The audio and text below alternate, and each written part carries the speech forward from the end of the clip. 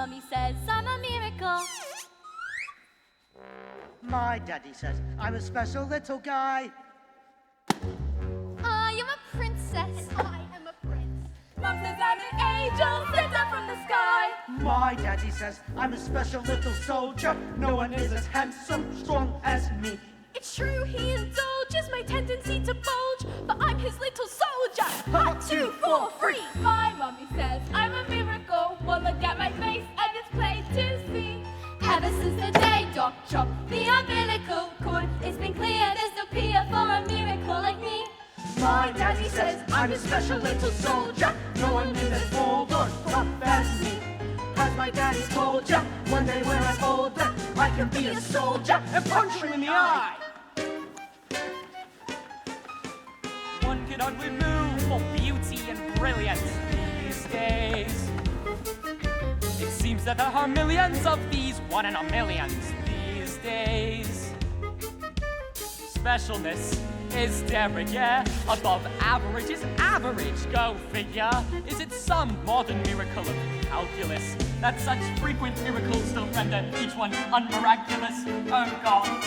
My mummy says I'm a miracle. Well, look at my face and it's plain to see. Ever since the day Doc chopped the umbilical cord, it's been clear there's no peer for a miracle like me. My mummy says I'm a precious ballerina. She has never seen a prettier ballerina. She says if I'm keen I have to cut down on the cream, but I'm a ballerina, so get me more cake! Take another picture of our angel from this angle over here. She's clearly more emotionally developed than her peers. What a dear. Yoo-hoo, honey, look at mommy. Don't put honey on your brother. Not for mommy, it's not for mother. I think she blinked. We'll take another. Have you seen his school report? He got a C on his report. What? Had to change his school. The teacher's clearly falling short. He's just delightful. So hilarious. And insightful. Should she be a little brighter than her class? Oh, yeah, she's definitely in advance.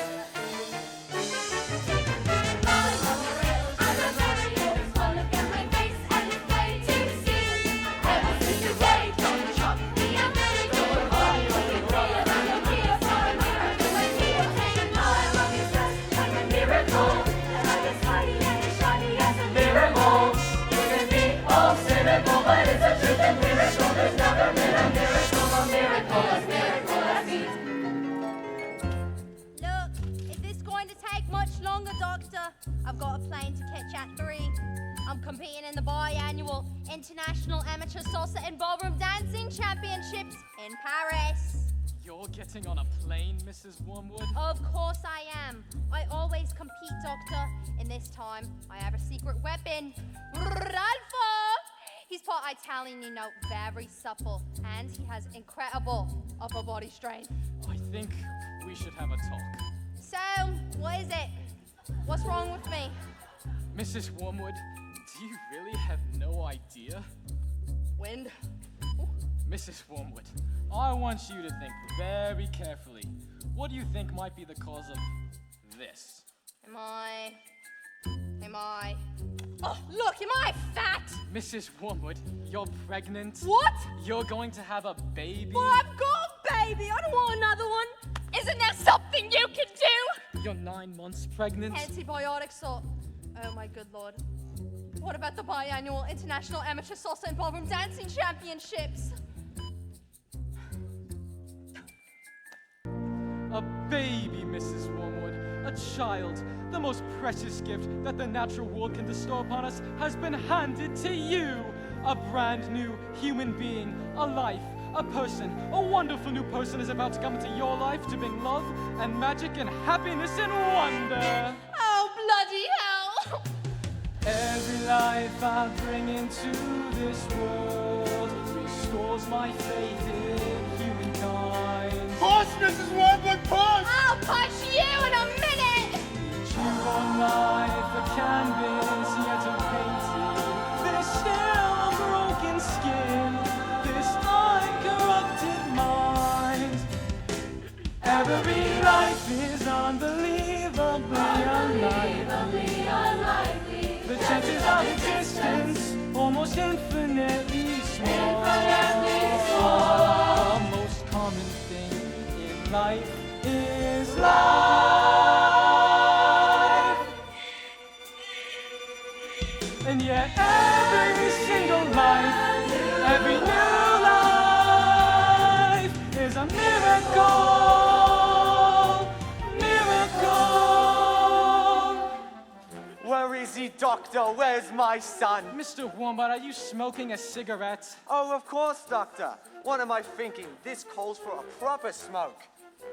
Oh, good Lord, he's an ugly little thing. Mr. Wormwood, this is one of the most beautiful children I have ever seen. Oh, good Lord, where's his thingy? His what? His thingy, his doodah, his whatchamacallit. What have you done with his thingy? Mr. Wormwood, this child doesn't have a thingy because... What?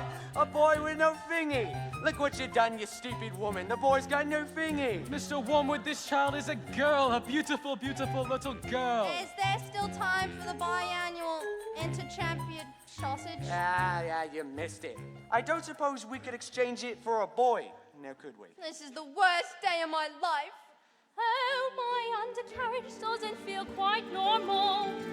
My skin looks just revolting in this foul fluorescent light. And this gown is nothing like the semi-formal, semi-Spanish gown I should be wearing in the semi-finals tonight. I should be dancing the tarantella in Montfella, Italiano, not dressed in hospital cotton with an ouching front bottom and this Miracle, Horrible, miracle, smelly little beautiful miracle. I have ever seen.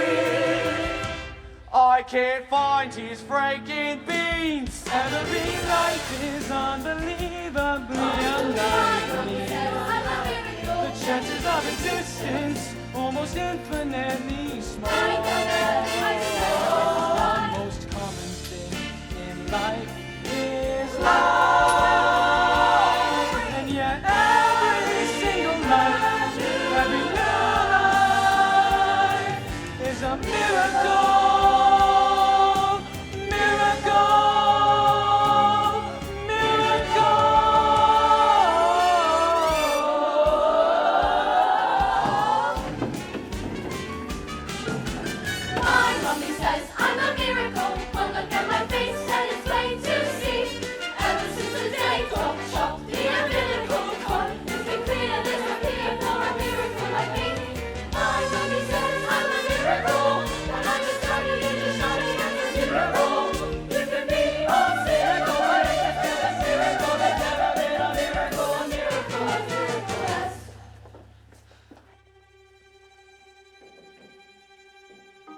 Mummy says I'm a lousy little worm.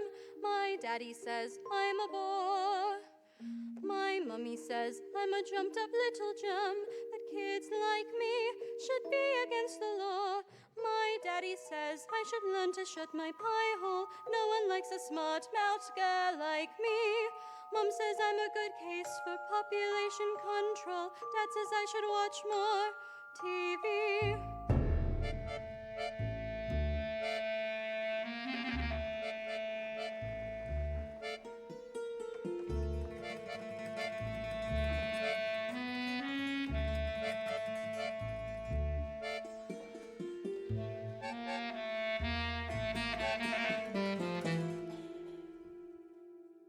Hello, sir. 155 brand new luxury cars, sir. Are they good runners? Let's just say you wouldn't beat them in a race. Yes, sir. No, sir. They are good runners, sir. So, how much exactly were you, Harry! Hang on. No. Look at this. She's reading a book. It's not normal for a 5-year-old. I think she might be an idiot. Listen to this. It was the best of times. It was the worst of times. It was the age of wisdom. Oh! Quit scaring your mother with that book, boy. I'm a girl. And she keeps trying to tell me stories, Harry. Stories? I mean, it's not normal for a girl to be all thinking. I'm gonna have to call you back. Would you please shut up? I'm trying to pull off the biggest business deal of my life, and I have to listen to all of this. It's your fault you spent us into trouble and expect me to get us out of it. What am I, some flaming escapologist? Oh, escapologist, he says. What about me then? I've got a whole house to look after. Dinners don't microwave themselves, you know. you're an escapologist, I must be an acrobat to balance that lot. The world's greatest acrobat, of course.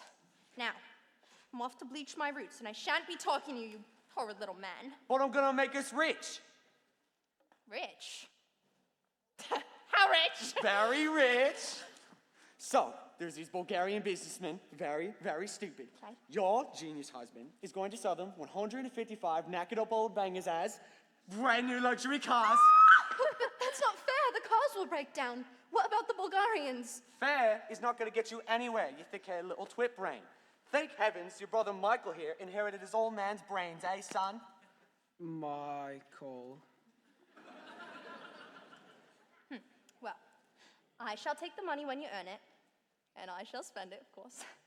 But I shan't enjoy it because of the despicable way in which you've spoken to me tonight. What? Oh. You know what? This is your fault. But that's not right. I didn't do anything. Right. You know what? You're going to be off to school in a few days, and you won't be getting right there. Talk to the headmistress, Agatha Trunchbull. Big, strong, scary woman she is. Told her all about you and your little smarty pants ideas. Used to throw the hammer in the Olympics. Imagine what she's going to do to a tiny little goblin rat like you, boy. I'm a girl. Now go off to your room, you little bookworm.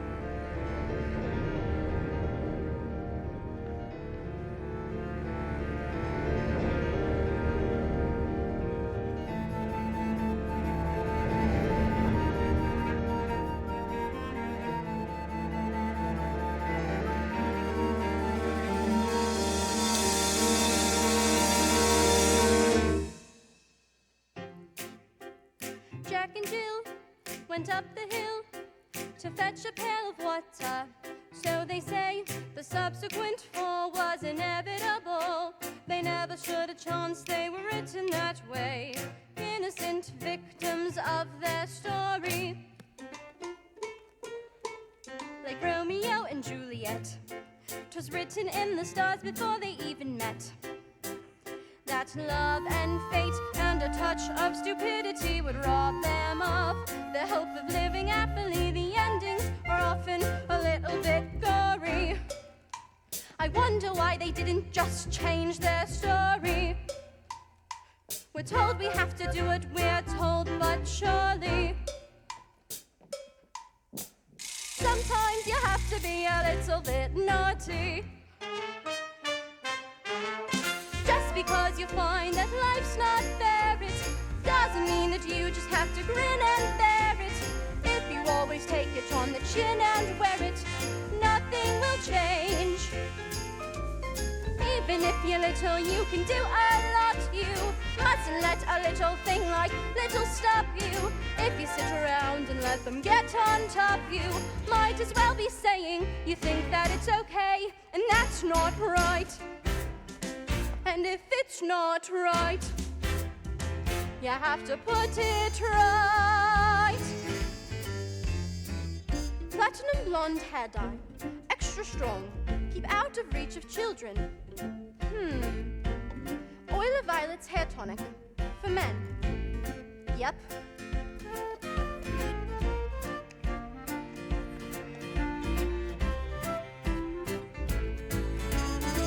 In the slip of a bolt, there's a tiny revolt. The seed of a war in the creak of a floorboard. A storm can begin with the flap of a wing. The tiniest might pads the mightiest sting. Every day starts with the tick of a clock. All escapes start with the click of a lock. If you're stuck in your story and want to get out, you don't have to cry, you don't have to shout. 'Cause if you're little, you can do a lot. You mustn't let a little thing like little stop you. If you sit around and let them get on top, you won't change a thing. Just because you find that life's not fair, it doesn't mean that you just have to grin and bear it. If you always take it on the chin and wear it, you might as well be saying you think that it's okay, and that's not right. And if it's not right, you have to put it right. But nobody else is gonna put it right for me. Nobody but me is gonna change my story. Sometimes you have to be a little bit naughty.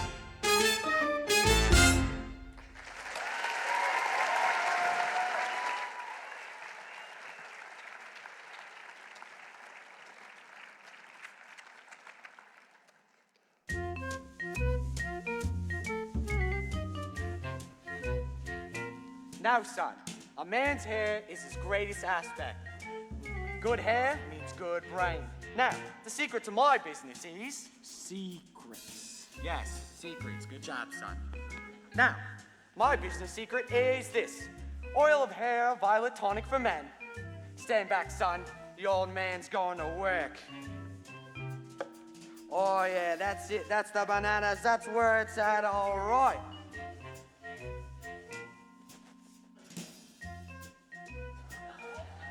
Now, son, a man simply cannot fail to get noticed when he looks like this.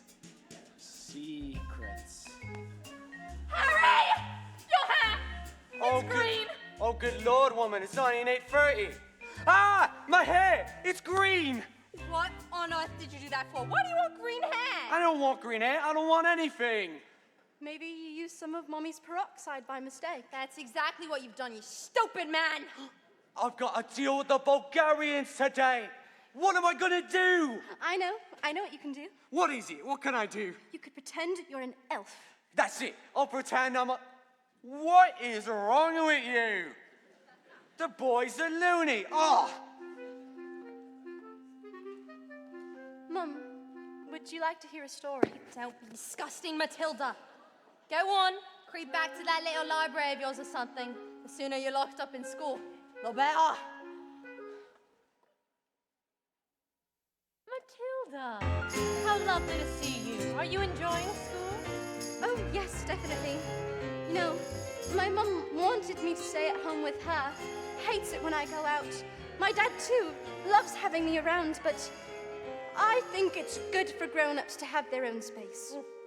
Your parents must be so proud to have a girl as clever as you. And do you tell them lots of stories like you do with me? Oh, how I love your stories, Matilda. And that's not a hint, by the way. But if you did happen to have a story you wanted to tell me, I could. Goodbye, Mrs. Phelps. I'll see you next week. Goodbye, Miss Honey. Good luck with the Tolstoy. Anyways, Matilda, as I was saying. Who was that lady? That lady? That was Miss Honey. She's going to be your teacher. That lady is my... Yes, your teacher. Now, Matilda, would you like to tell me a story? Once upon a time. Up, up, up.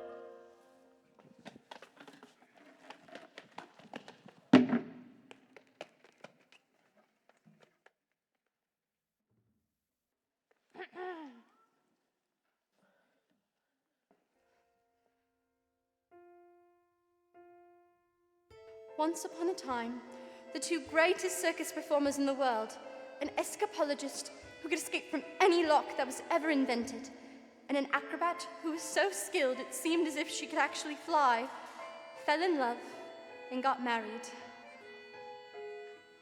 They performed some of the most incredible feats together, and people would come from miles around, kings, queens, celebrities, and astronauts, and not just to see their skill, but also their love for each other, which was so deep that it was said that cats would purr as they passed them, and dogs would weep with joy.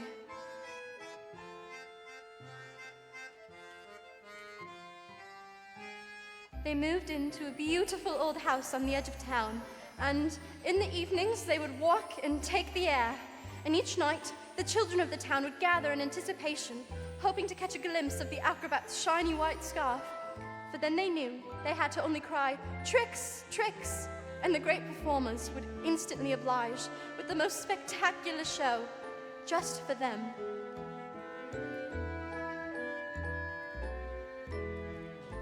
But although they loved each other, although they were famous and everyone loved them, they were sad. "We have everything this world has to offer," said the wife.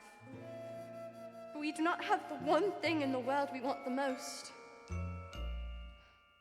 We do not have a child."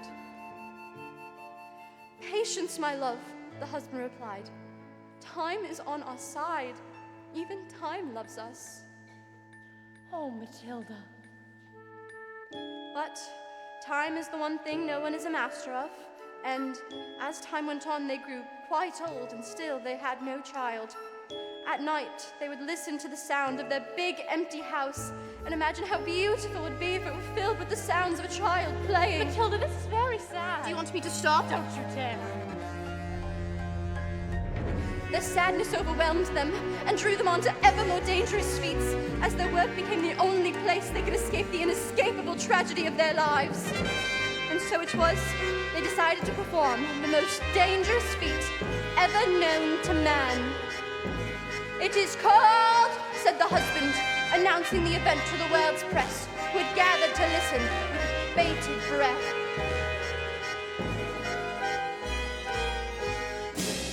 The burning woman! Hurling through the air, with dynamite in her hair, over sharks and spiky objects, caught by the men locked in the cage. And it is the most dangerous feat ever known to man.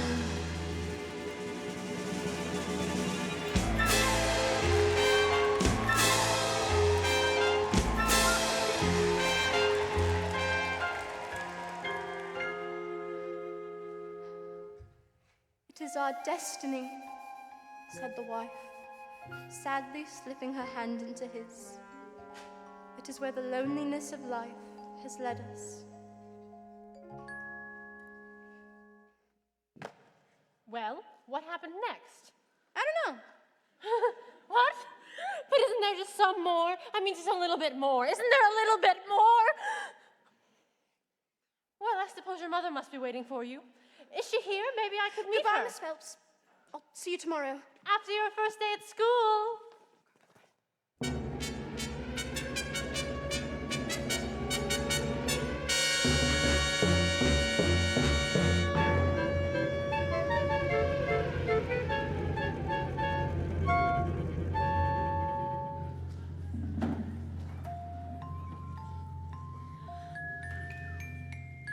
My mummy says I'm a miracle.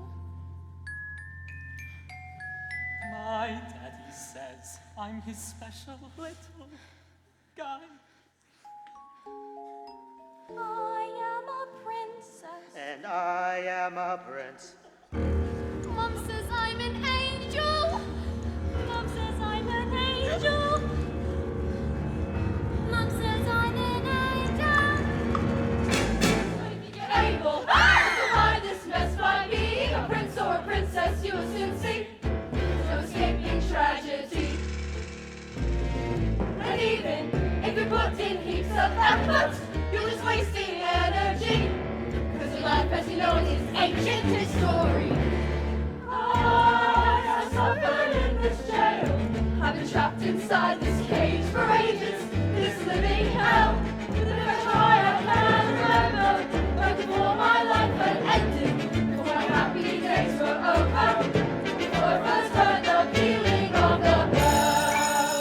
When you was curious, so listen to ask 1,000 questions, but unless you want to suffer, listen up and I will teach you a thing or two.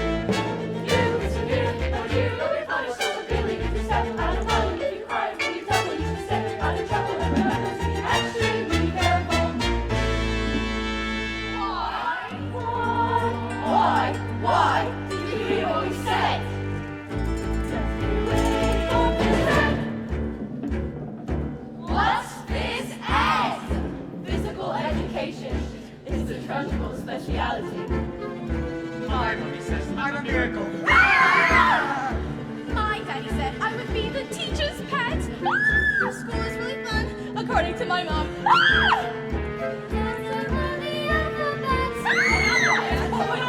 Listen, kids! So you think you're able to survive this mess by being a prince or a princess? You will soon see no escaping tragedy. And even if you put in heaps of effort, you're just wasting energy. Cause your life as you know it is ancient history. I have suffered in this jail. I've been trapped inside this cage for ages. This living hell. Whenever I try I can remember that before my life had ended, all my happy days were over, before I first heard the pealing of the bell. When you was curious, so listen, I asked 1,000 questions, but unless you want to suffer, listen up and I will teach you a thing or two. You listen here, I hear you'll be punished so you can step, out of line, you can cry, you can double, you should stay out of trouble, and remember to be extremely careful. Why? Did you hear what we said? Just you wait for this end.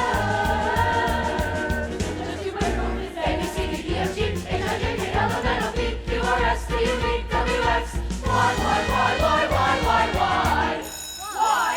Just you wait for this end.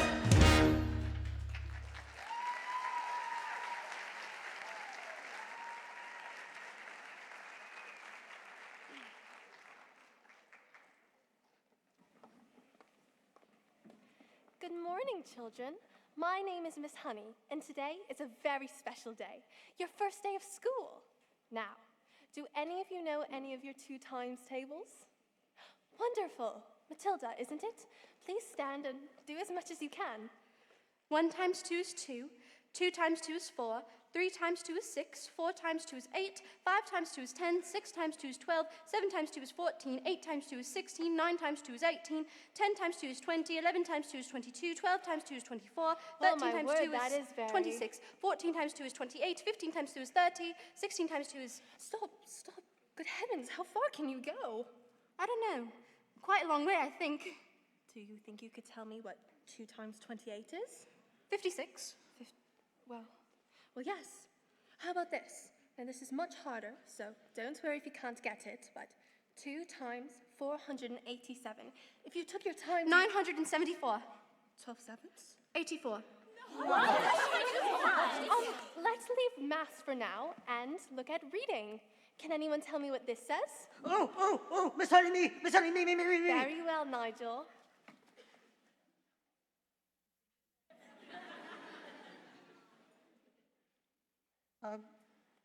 I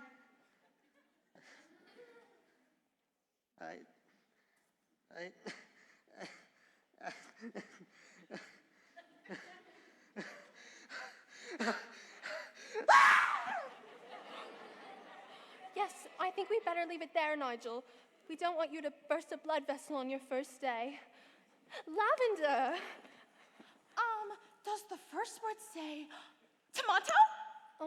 No, but tomato is a very good word. Yes. Matilda, I can now read words. so you can read words. Well, yes, you need to read words in order to read sentences, because basically a sentence is just a big bunch of words, and if you can't read sentences, you've got no chance with books.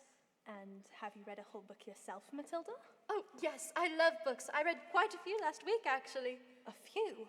In a week? What books did you read?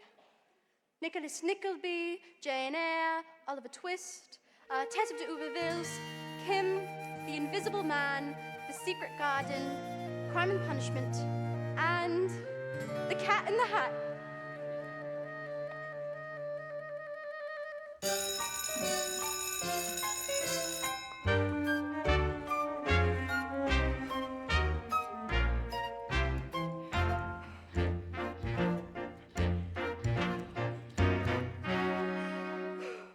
Knock on the door, Jenny. Just knock on the door. Don't be pathetic. Knock on the door, Jenny. There's nothing to fear. You're being pathetic. It's just a door. You've seen one before. Just knock on the door. Look at you trying to hide, silly. Standing outside the principal's office like a little girl. It's just pathetic.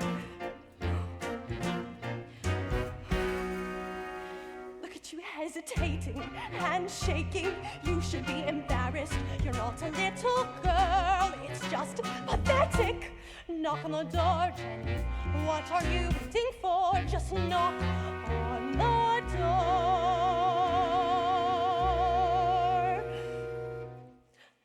Perhaps I will wait.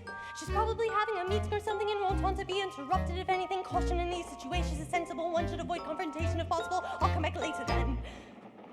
But this little girl, this miracle,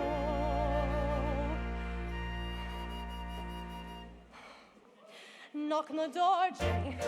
Just knock on the door. Don't be pathetic. Enter. Well, don't just stand there like a wet tissue. Get on with it. Well, yes, Miss Trunchbull. There's in my class, that is, a little girl, Matilda Wormwood. Ah, yes, daughter of Mr. Harry Wormwood, who owns Wormwood Motors. He is an excellent man. Told me to watch out for his brat there. Says she's a real what? Oh, no. I don't think Matilda's that kind of child at all. What is the school motto, Miss Honey? Bombonitum est magatum. Bombonitum est magatum. Children are maggots. In fact, it must have been her who put that stink bomb under my desk this morning. I'll have her for that. Thank you for suggesting it. Now, Miss Honey, if you would please leave. But I didn't... Miss Trunchbull, Matilda Wormwood is a genius. Nonsense! Haven't I just told you that she is a gangster? But she knows her times tables. So she's learnt a few tricks. She can read. So can I. I have to tell you, Miss Trunchbull, that it is my opinion Matilda Wormwood should be in the top form with the 11-year-olds. What? But she is a squib, a shrimp, an unhatched tadpole. We cannot just place her with the 11-year-olds. What kind of society would that be, Miss Honey? What about rules? Rules. I believe Matilda Wormwood is an exception to the rules. An exception to the rules. In my school, look at these trophies, see how my trophies gleam. In the sunlight, see how they shine. What do you think it took to become English hammer-throwing champion? 1969. Do you think in that moment, when my big moment came, that I treated the rules with casual disdain? Well, like hell! As I stepped up to the circle, did I change my plan? Hey, what? As I chalked up my palms, did I wave my hands? I did not. As I started my spin, did I look at the view? Did I drift off and dream for a minute or two? Do you think I faltered or amended my rotation? Do you think I altered my intended elevation? As the hammer took off, did I change my grunt? From the grunt I had practiced for many a month, not a jot, not a dot. Did I stray from the plot? Not a detail of my throw was adjusted or forgotten. Not even when the hammer left my hands and sailed higher up above the stands. Did I let myself go? No, no, no, no, no, no, no, no, no, no, no. No. If you want to throw the hammer for your country, you have to stay inside the circle all the time. If you want to make the team, you don't use happiness or self-esteem. You just need to keep your feet inside the line. Sing, children! 2, 3, 4. Throw the hammer for your country. Off! You have to stay inside the circle all the time. And if you want to teach success, you don't use sympathy or tenderness. You have to force the little squits to toe the line. Sing, Jenny, hee hee hi.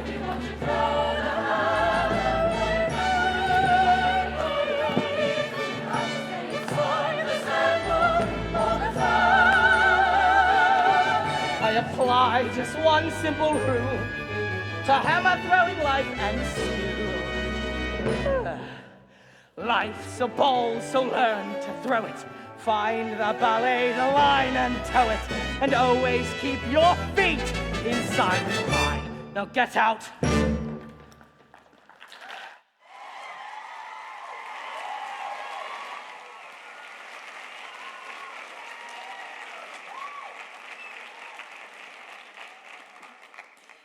Well, I have to tell you, Miss Trunchbull, that it is my intention to help this little girl, whether you like it or not.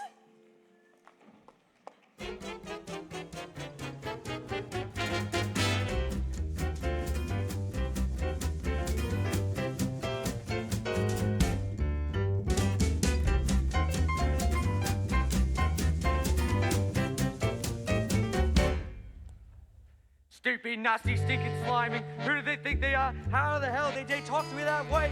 Goddamn Bulgarians! Oh, don't tell me we're not rich. Of course we're not rich. They took one look at the mileage and they said the cars were knackered. Of course, I looked at them and I told them it was a manufacturing mistake. Is that true? Of course it's not true. So you lied. Of course I lied. And they didn't believe you. Of course you didn't believe me. I've got green hair. I've got hair. Hey, what's up with this? What's wrong with the telly? Yeah, she's got no respect, that one. It's all books and stories. No, it's a lovely book, honest. You should read it. I'm sure you... You know what? This is what I think of your lovely. It's from the library. It's a library book. You show the little brat.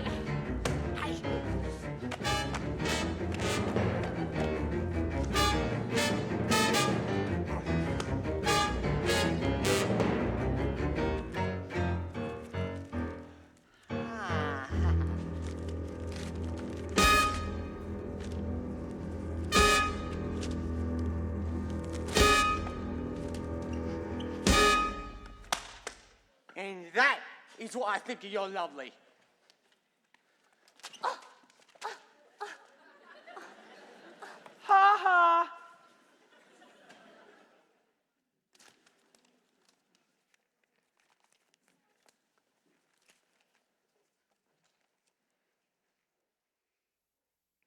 Do we have any super glue?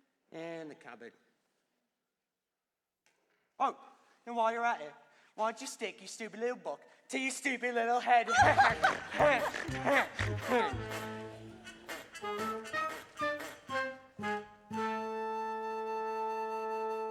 Just because you find that life's not fair, it doesn't mean that you just have to grin and bear it. If you always take it on the chin and wear it, nothing will change. Even if you're little, you can do a lot. You mustn't let a little thing like little stop you. If you sit around and let them get on top, you might as well be saying you think that it's okay, and that's not right. I'm off to work. I've got my eye on you, boy. I'm a girl.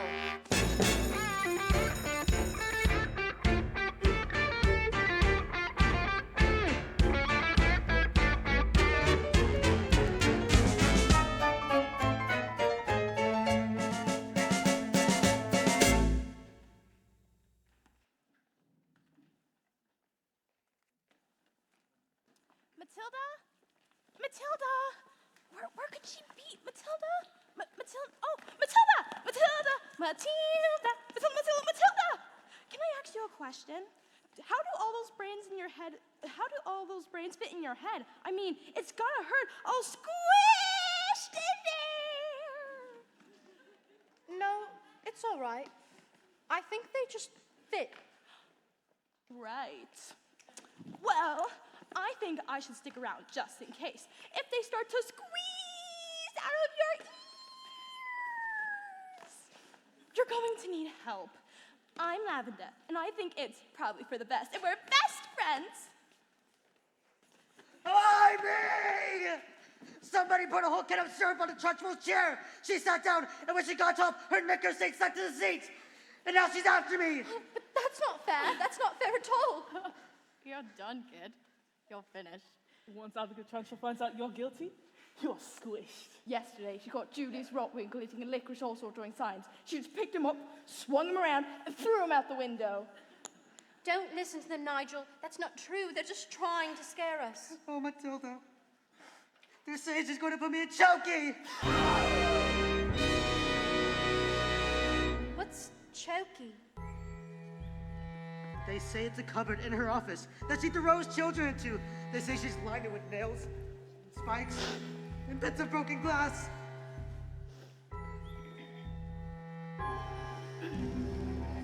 There's a place you are sent if you haven't been good, and it's made of spice and wood, and it isn't wide enough to sit. And even if you could, there are nails on the bottom, so you wish you stood. When the hinges creak and the door is closed, you cannot see swat, not the end of your nose. And if you scream, you don't know if the sounds came out over the screen. In your head, even reached your mouth.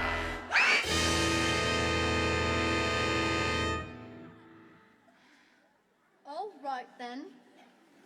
Look, when did this happen? About 20 minutes ago, but why? Oh no, she's coming! You better hide. Quick, blazers! Please don't tell her where I am, Matilda. Sue! Never!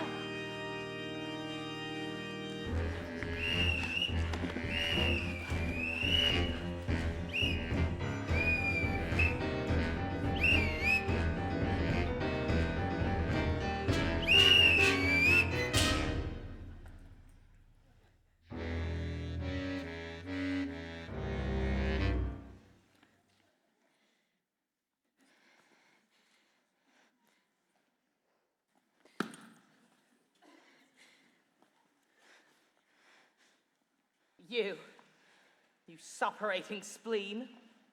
Where is the maggot known as Nigel? He's over there, under those coats. Oh. Where he's been for the last hour, actually. What? An hour? Yes. You see, Nigel suffers from the rare but chronic sleep disorder, narcolepsy. The disease is characterized by the sufferer experiencing sudden bouts of sleepiness and falling suddenly asleep. Nigel here fell asleep, and we put him in these coats for safety. Didn't we? Definitely did. Snarkolepsy. He'll probably think he's in bed when he wakes up. Is it time for school yet, Mom? Hello? Where am I? Well, this doesn't seem like my bedroom at all. Oh, hello, Miss Trunchbull.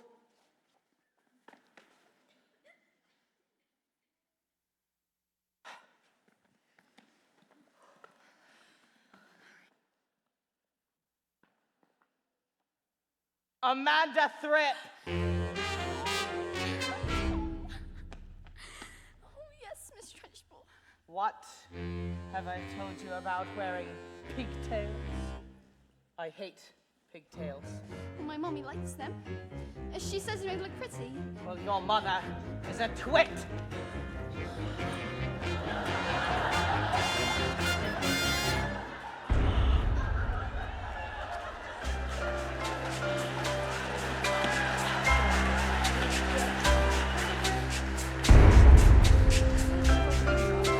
Look out! She's coming into land!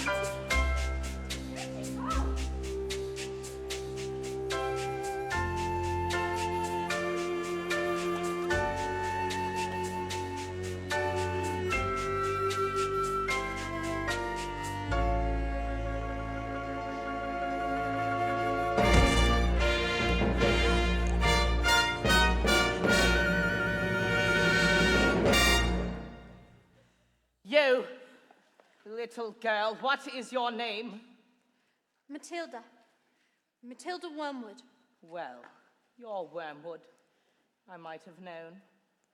Well, Matilda Wormwood, you have just made a very big mistake.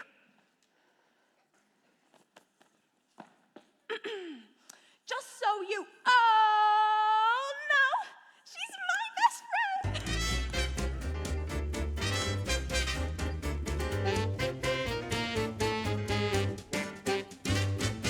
Hello, 155 brand new luxury cars, sir. Nothing like you've seen before. Green Air. Oh, it was National Green Air Day. A celebration of all the great green things in life, like grass and cabbage and snot. Tomorrow at 12. Oh, I would love to see you. See you there, sir. Doosby doo dah. And that, ladies and gentlemen, is how you do. You know what? I'm gonna leave this on. It looks like rain.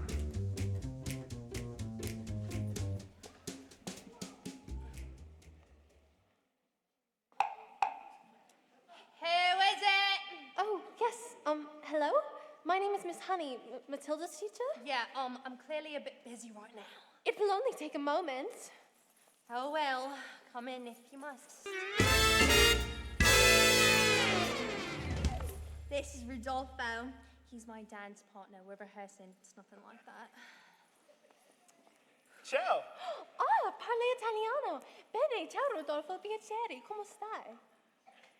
What? Who is this babe? You know interruptions due to my energy flow. Yeah, what do you want, Miss Chutney? It's Miss Honey. Well, as you know, Matilda's in the bottom class, and children in the bottom class aren't really expected to, well, read. Well, stop her reading then. Lord knows we've tried. Ooh, I'm in the zone, doll. I can feel it in my hips. Don't waste this. Listen, Miss Hussey, I'm not in favor of girls getting on clever pants. A girl should be thinking about makeup and hair dye. Looks are more important than books. Now look at you. Yeah. Now look at me. You chose books. I chose looks. I beg your pardon? Oh, babes, I'm on fire here, please. But Matilda can calculate complicated figures in her head in an instant. Calculate this. Hooah, hooah. Oh, fantastico. Her mind is incredible, with a little help from us. Mind? Her mind? Oh, you really don't know anything, do you? Somewhere along the way, my dear, you've made an awful error. You won't blame yourself now, come along. You seem to think that people, like people, are clever. It's very quaint, it's very sweet, but wrong. People don't like smarty pants what go around claiming that they know stuff we don't know. Now here's a tip. What you know matters less than the volume with which one you don't know's expressed. Content has never been less important, so you have got to be loud. Yeah, you've got to learn to stand out and stick out from the crowd. Woo! A little less flat, a lot more heel. A little less fat, a lot more feel. A little less brains, a lot more hair. A little less head and a lot more derriere.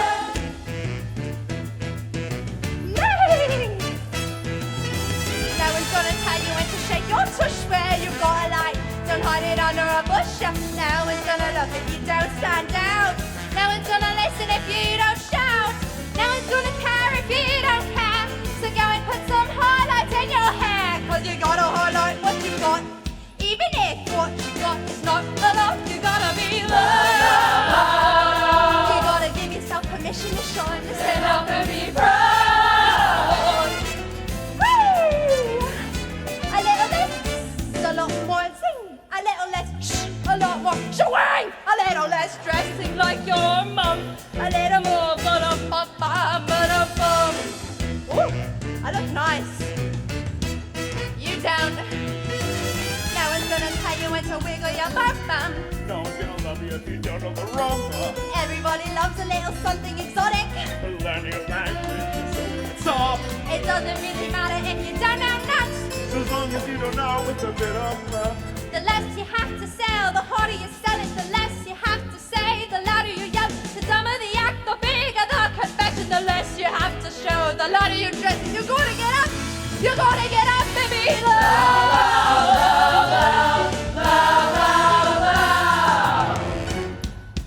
Woo!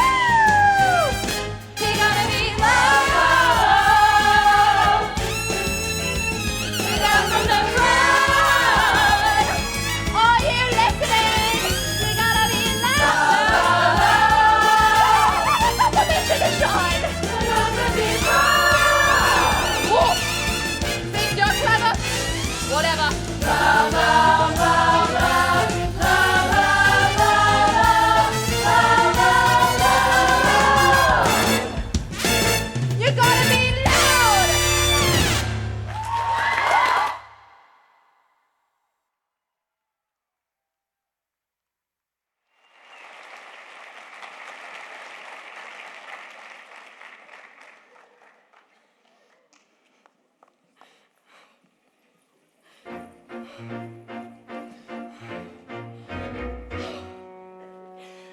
being pathetic, Jenny. Just get on your feet, Jenny. You are going to march in there and give them a piece of your mind. Leave it alone, Jenny. The more that you try, the more you just look like a fool. This is not your problem. You've not got the spine. You are a teacher. Just go back to school. But this little girl, this miracle, she seems not to know that she's special at all. And what sort of teacher would I be if I let this little girl fall? I can see this little girl needs somebody strong to fight by her side.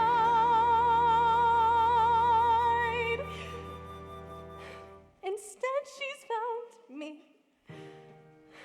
Pathetic little me.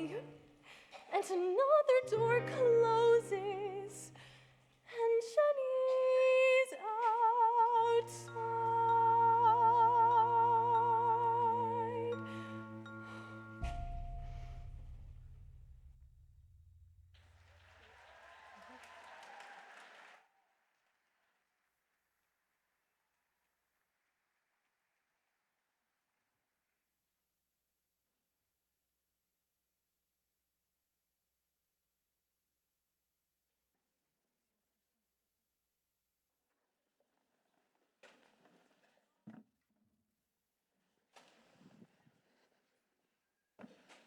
And so the great day arrived.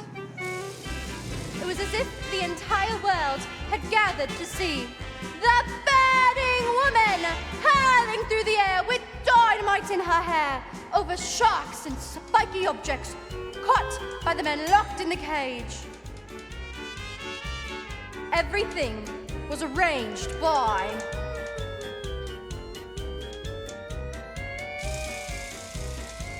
the acrobat sister, a frightening woman who loved nothing more than to scare the children of the town, and who used to be an Olympic-class hammer thrower.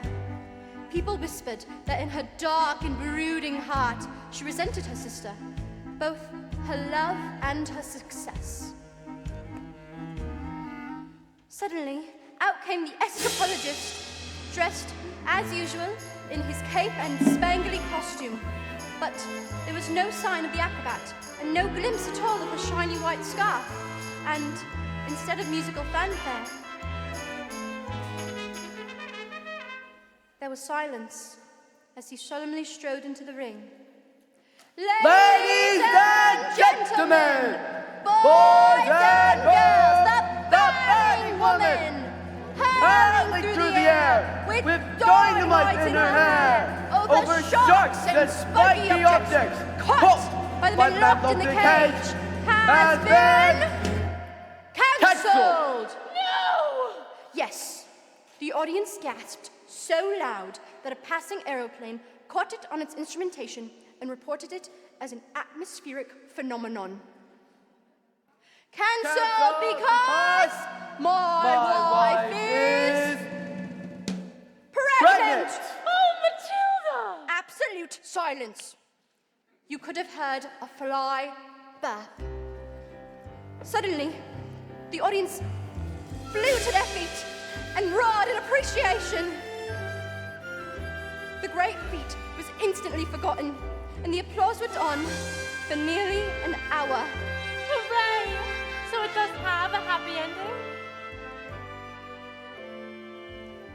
Forgotten by everyone, that is, except the acrobat's sister, who, when all had quieted down, produced a contract. A contract you have signed to perform this feat, and perform this feat you shall. I have paid for the posters, the publicity, the catering, the toilet facilities. If I give the crowd their money back, where is my profit?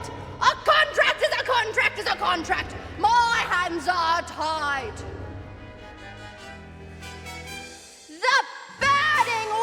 hurling through the air with dynamite in her hair, over sharks and spiky objects caught by the men locked in the cage, will be performed, and perform this day, or off to prison you both shall go! No, no! Well, what happened next? I don't know. I'll tell you tomorrow. Tomorrow? But I don't know if my nerves will make it till tomorrow. Miss Phelps, are you crying? Maybe I shouldn't tell you anymore. Oh no, Matilda, we must find out how it ends. And I'm not crying because it's sad. It's just that they wanted a child so very much. It must be wonderful for a child to be so wanted. Yes, wonderful. Goodbye, Miss Phelps.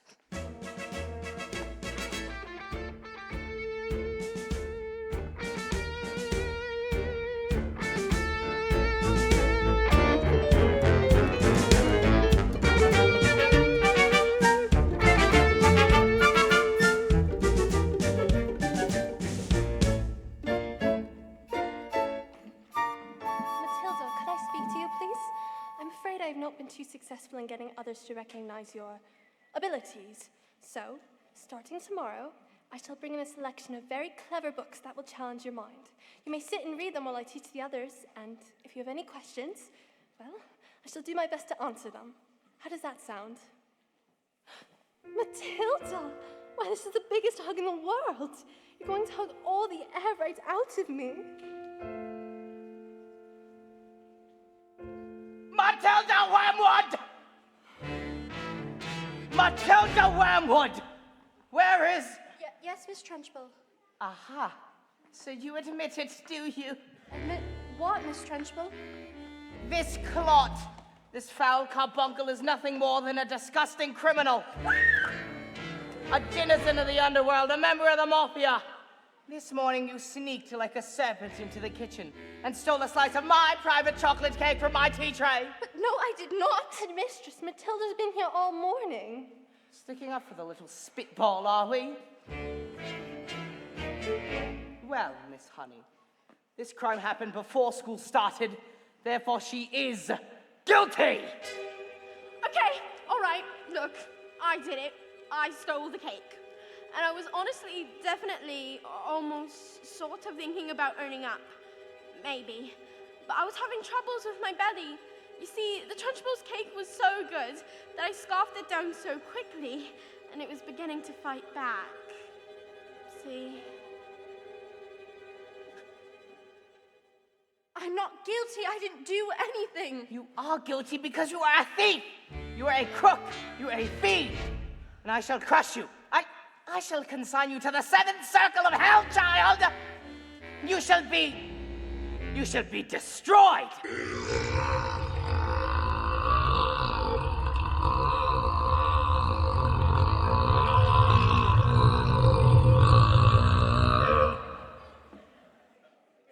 It was the biggest burp I've ever done. The biggest burp I've ever heard. The biggest burp I've ever heard about. It was like the entire world went silent for that burp to exist. Soon enough, that burp wafted out of my mouth and into the classroom. Past Lavender, past Amanda, past Matilda, and soon enough, my big, beautiful chocolatey burp wafted full into the face of the Trunchbull.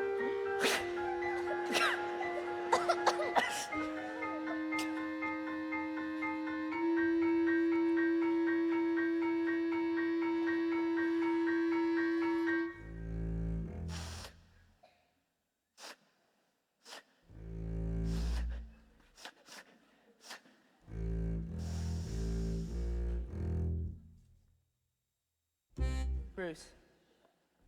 Bog Trotter. Yes, miss? You liked my cake, didn't you, Bruce? Yes, and I'm very sorry, but... Oh, no. As long as you enjoyed the cake, that's the main thing. It is? Yes, Bog Trotter, it is. Well, I did. Thank you. Wonderful, marvelous. That makes me so happy. Gives me a warm glow in my lower intestine. Oh, cook!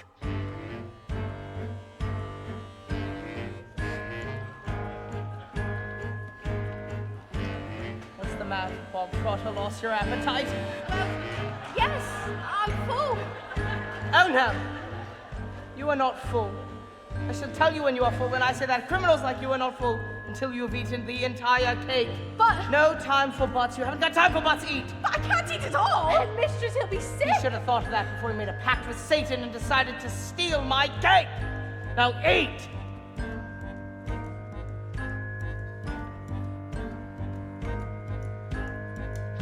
But he can't. Eat. Eat. He might explode. Eat. A single slice, or even two, Bruce, might be nice. But even you, Bruce, have to admit, between you and it, there's not a lot of difference in size. He can't, he surely can't, he surely can't. You are the man, Bruce. He might explode. He's quite elastic. He's going to blow, make him stop. He's fantastic. Look at him go. I can't watch every bit of that. This must have burned Bruce, but we all suspected you have a worm, Bruce. Or maybe a largeness. It's like the TARDIS, considerably roomier in size. He can't, he surely can't, he surely can't. You are the man, Bruce. B-R-O-O-C-E, Bruce. You'll never again be subject to abuse, or your immense caboose shall call the truce, Bruce. With every swallow you are tightening the noose. We never thought it was possible, but here it is coming true. We can have our cake and eat it too. Try to put that totally come to use. No excuse. The doctor think you'll want your trousers loose. Oh, stuff it in. You're almost finished. You'll phase it in. Whatever you do, just don't give in. Don't let them win. Come on, Bruce, be our hero. Cover yourself in chocolate glory. Too much. Just too much. Come on, Bruce. Do it. Silence.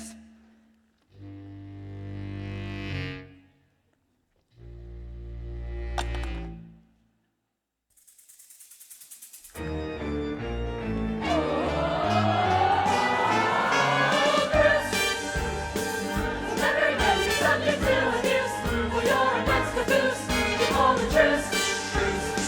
It's what will find you feel completely confused. We never thought it was possible, but here it is coming true. We can have our cake and eat it.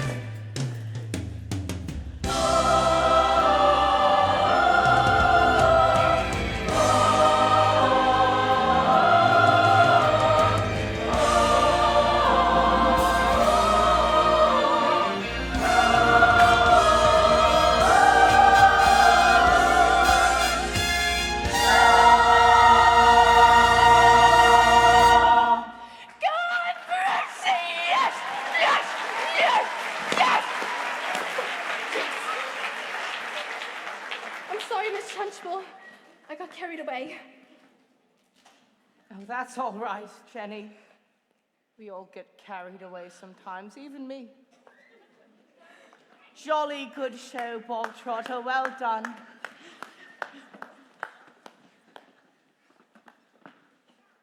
Well, come along, Bog Trotter. Where are we going? Oh, did I not mention? That was the first part of your punishment. There's more, the second part, and that second part is choky. What? No, Miss Trunchbull, please, you can't. Yes, Miss Trunchbull, please, you can.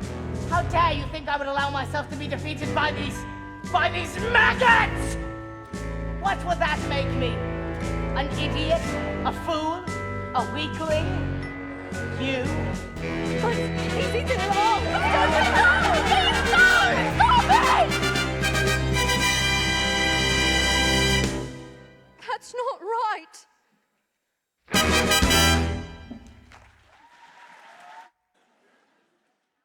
Is this thing on? Hello, ladies and gentlemen. Welcome back. Now, I have been brought here because somebody told me I need to do something. It's called apologizing. I have no idea what that is, but they told me I need to do it. They gave me this damn long letter, too. They're making me read. Aha. Here we are.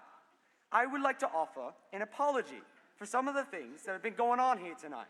They are not nice things, and they are not right things. And I would like to state categorically that we do not want any children here tonight watching this to go home and try these things out for themselves.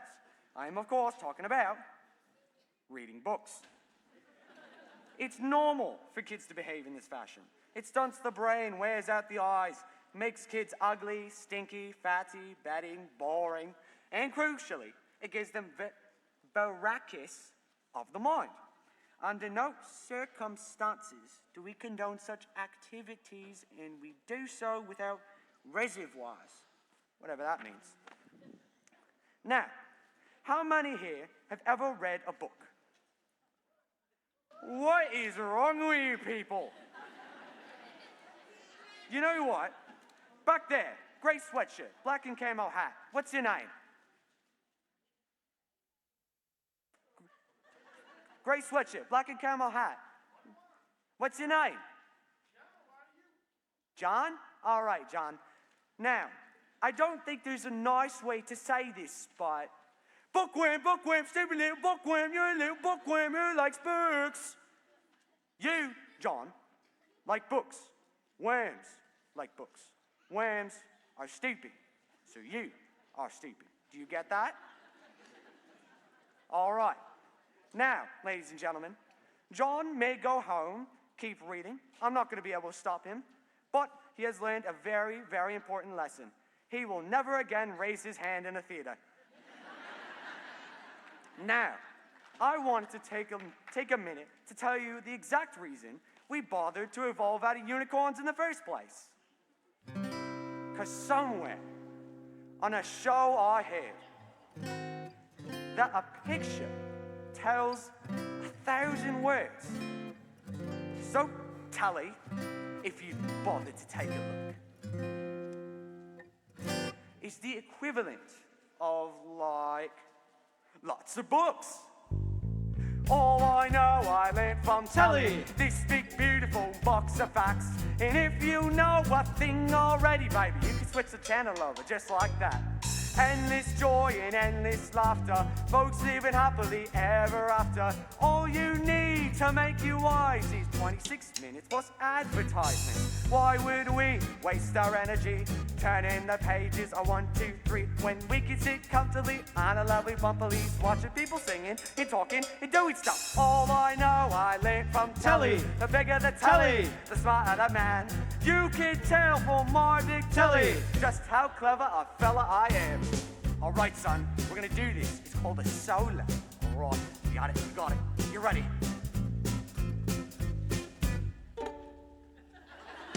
All right, we're gonna do it again. All right.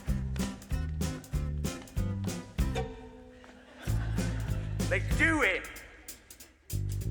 All I know I learned from telly what to think and what to buy. I was pretty smart already, but now I'm very smart, very, very smart. Endless content, endless channels, endless chat on endless panels.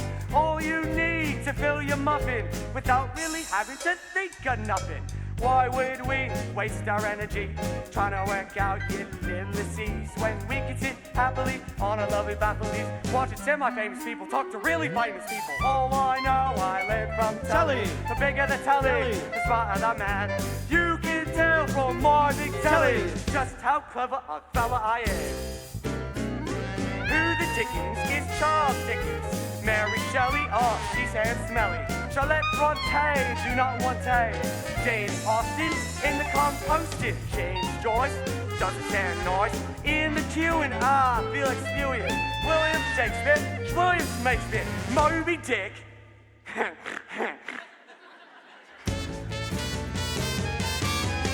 All I know I learned from the telly. The bigger the telly, the smarter the man. You can tell from my big Italy. What a very clever fella I am. You can't learn that from me, people. All right, son, they want no more to do with us. Let's go.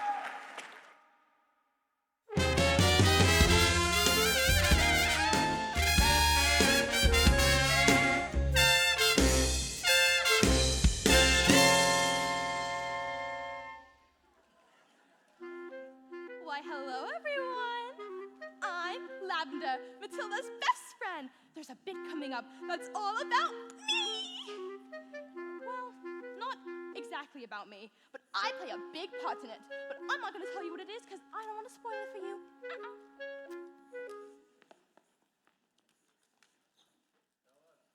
All right. Okay. So I volunteer to give the Trunchbull a jug of water, and then... No, I do not want to tell you what it is because I don't want to ruin it for you.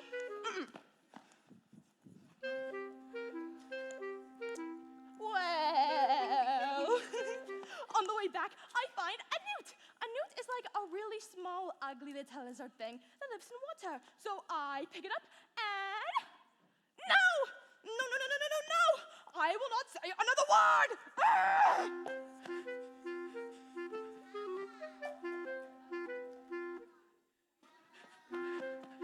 I'm gonna put the newt into the Trunchbull's jug! It's going to be brilliant!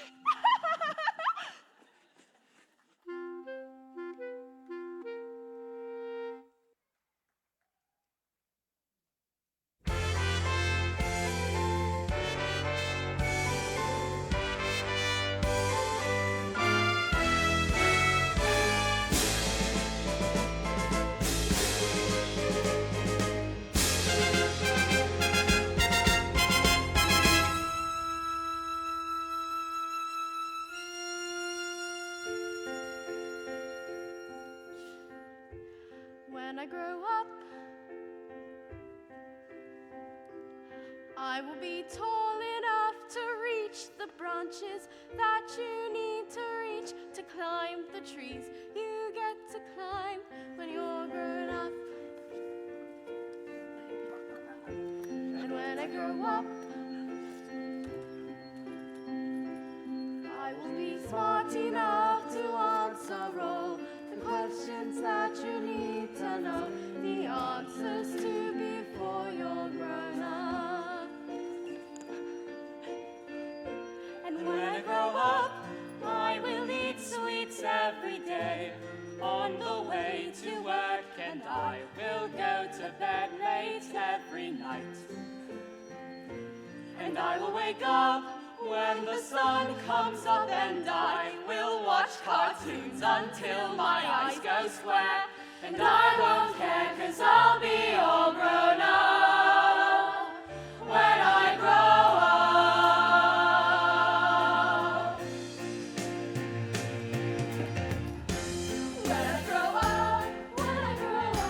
When I grow up, I will be strong enough to carry all the heavy things you have to all around with you when you're a grown up.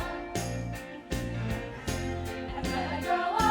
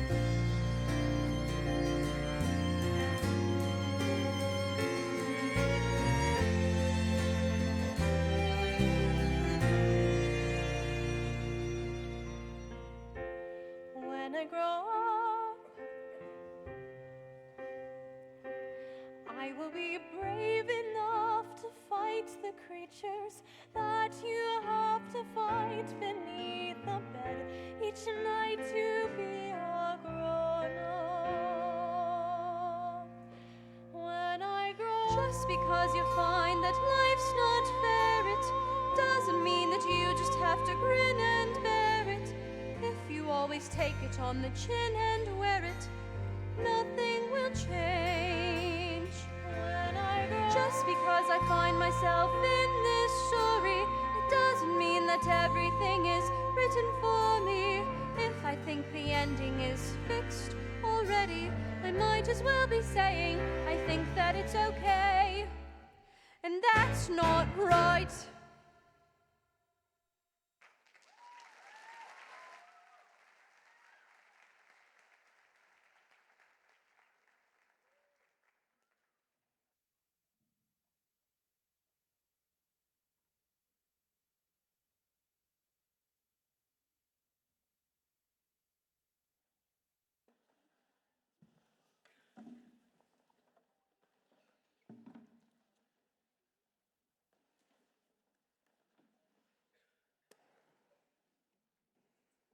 Matilda, how lovely to see you. Are you enjoying school? Oh, yes, bits of it anyway.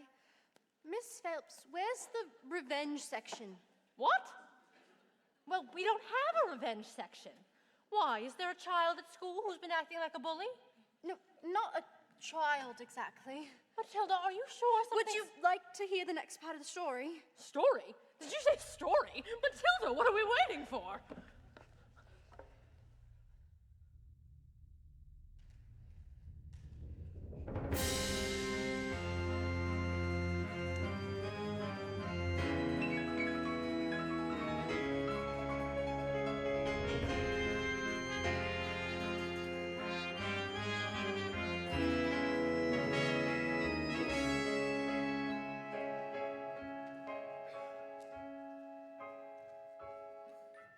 Slowly, very slowly, the acrobat wound her shiny white scarf around her husband's neck. For luck, my love, she said, kissing him with the gentlest of kisses. Smile, we have done this 1,000 times before. But suddenly, she hugged him with the biggest hug in the world, so hard that he thought she would hug all the air out of him. And so they prepared themselves for the most dangerous feat ever known to man. The escapologist had to escape from the cage, lean out, grab his wife with one hand, catch a fire extinguisher with the other, and put out the flames on her specially designed dress within 12 seconds before they reached the dynamite and blew his wife's head off. Oh, sorry. Go on.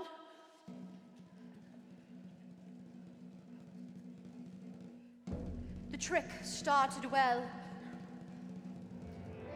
The moment the specially designed dress was set alight, the acrobat swung into the air. The audience held their breath as the flames crept up the dress. 1 second, 2 seconds, she hurled over sharks and spiky objects. 3 seconds, 4 seconds, she reached out her hands towards the cage. 5 seconds, 6 seconds, suddenly the padlocks pinged open and the huge chains fell away. 7 seconds, 8 seconds, the door flung open and the escapologist reached out one huge, muscled arm to catch his wife and the child. 9 seconds, 10 seconds, Oh, I can't look. 11 seconds, and he grabs her, and suddenly the flames are covered in foam before they can both be blown to pieces. Hooray! So it does have a happy ending? No, No. no. Maybe it was the thought of their child. Maybe it was just nerves.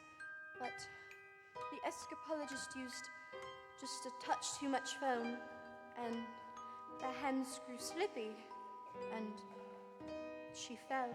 No. Was she okay? Did she survive? She broke every bone in her body, except for the ones at the ends of her little fingers. She did manage to live long enough to have their child, but the effort was too great. Love our little girl, she said. Love our daughter with all your heart. She is all we ever wanted.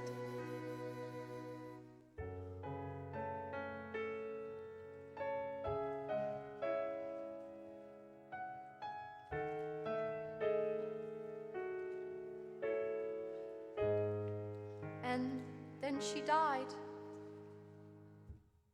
And then things got worse. What?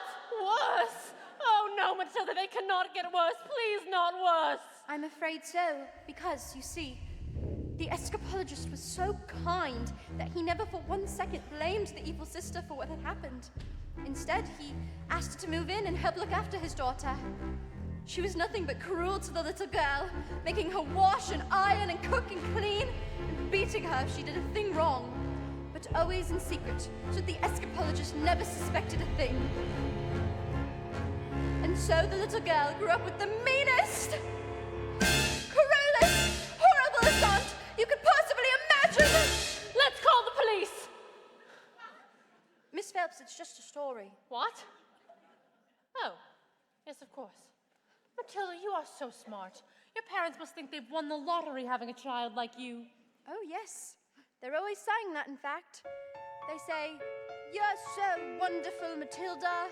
You're like winning the lottery." Yeah, I better go.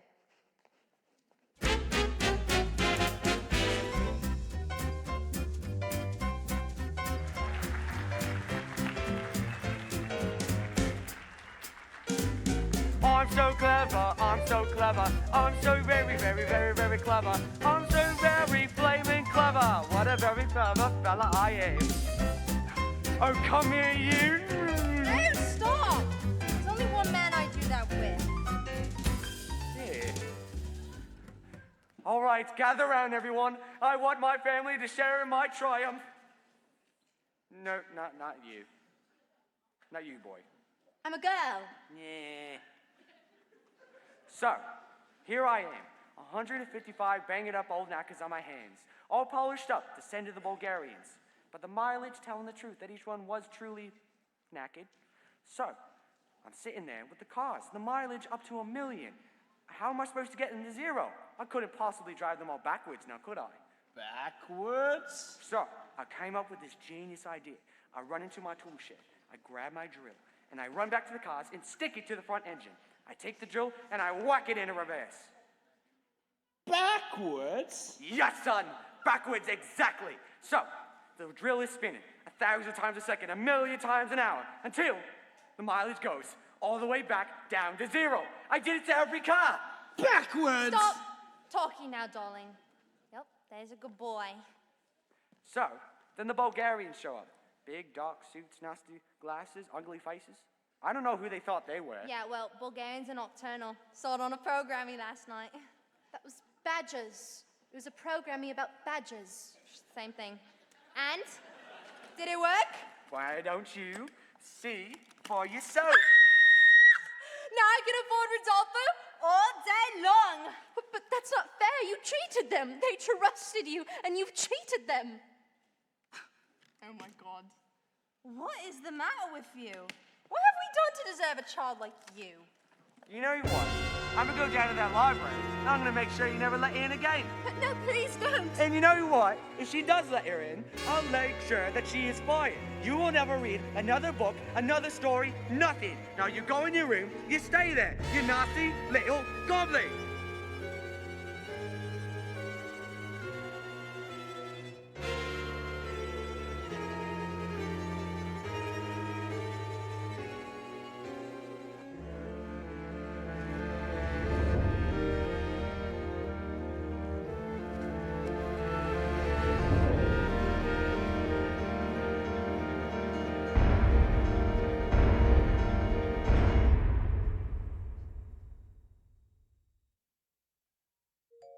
At night, the escapologist's daughter cried herself to sleep, alone in her room. She never said a single word about the evil aunt's bullying, as she didn't want to cause a fuss, and so she suffered in silence. This only encouraged the woman to greater cruelties, until one day she exploded. "You are useless, filthy, nasty nasty little creep! And she beat her and threw her into a dark, dank, dusty cellar, locked the door, and went out.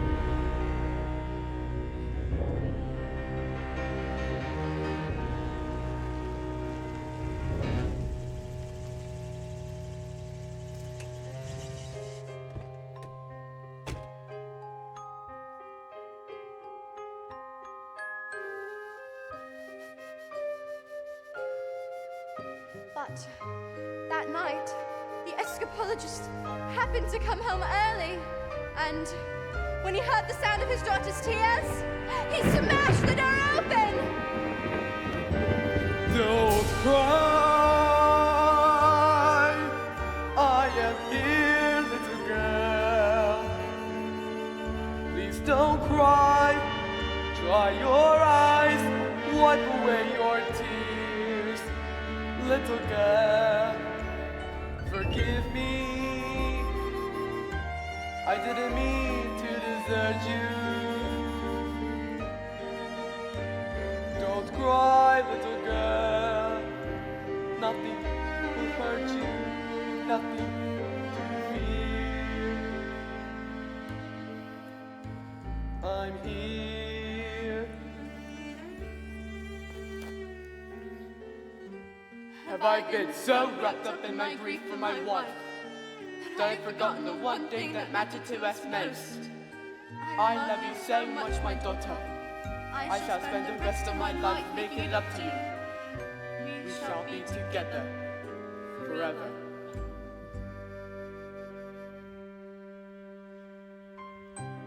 Don't cry, Daddy. I'm all right, Daddy. Please don't cry here. Let me wipe away your tears. Forgive me. Daddy, forgive me. Me to desert you.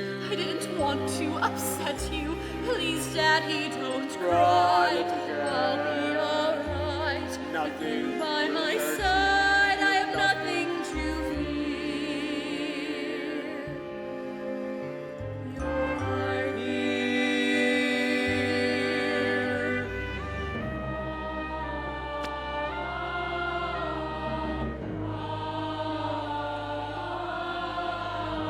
But when the little girl fell asleep, the escapologist's thoughts turned to the acrobat's sister, and an almighty rage grew inside his heart.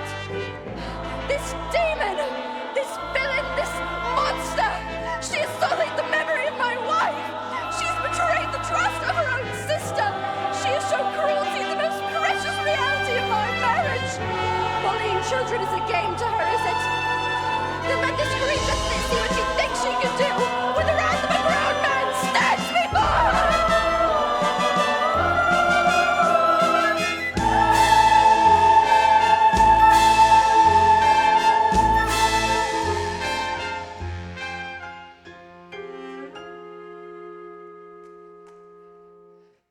But that was the last the little girl ever saw of her father, because he never came home ever again.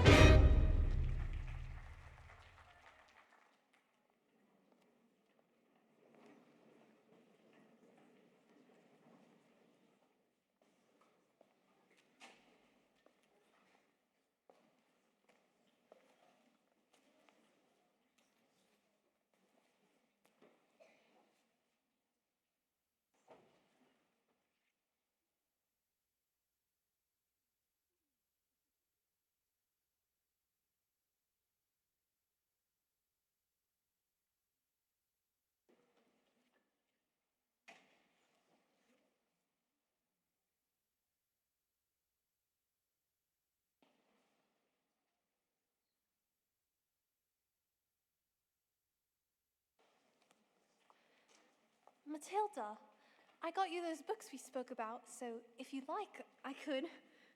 What are you doing with those books, madam? They're for Matilda. No, they are not. Not on my watch. There is an age for reading and an age for being a filthy little toad. These are toads, aren't you, Bog Trotter? Yes, Miss Trunchbull. See? Yes, Miss Trunchbull. That makes Bruce here a good toad. Sit.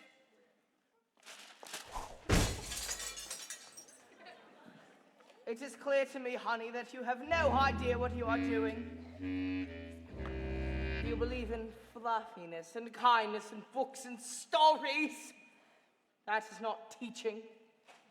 To teach the child, we must first break the child.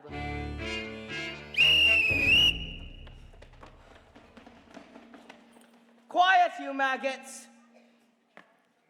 But no one was speaking, Miss Trunchbull. Miss Honey, when I say quiet, you maggots, you are entirely included in that statement. Where is my jug of water? I'll get it, Miss Trunchbull. Stupid girl. Look at you. Flabby, disgusting, revolting, I say. I think it's time we toughen you up with a little phys ed.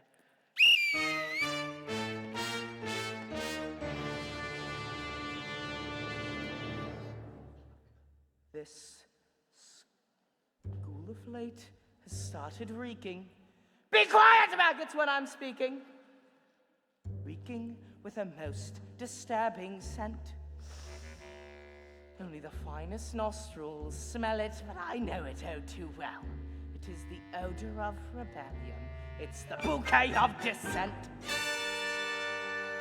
And you may bet your breeches this headmistress finds this foul odoriferousness wholly olfactorily insulting. And so, to stop the stenches spread, I find a session of phys ed sorts the melee rank from the revolting.